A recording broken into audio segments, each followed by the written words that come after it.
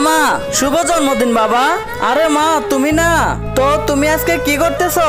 কিছু না মা, কাজ করতেছি। তুমি তো জানো আমি জন্মদিন মানি না। তাহলে ঠিক আছে, রাখি, নিজের খেয়াল রাখিস। ঠিক আছে মা। আরে আনিতা, তুমি এখানে কি করতেছো?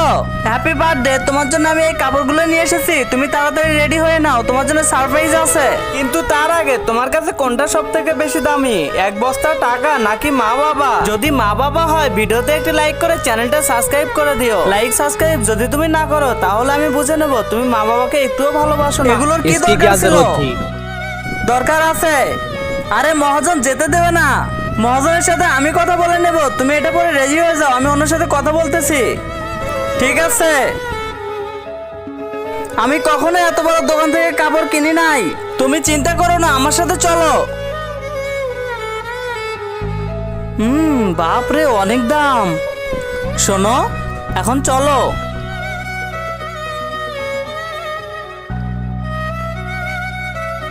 তুমি আমাকে শুধু জন্মদিনের না, সারা বছরের শপিং করিয়ে দিয়েছো।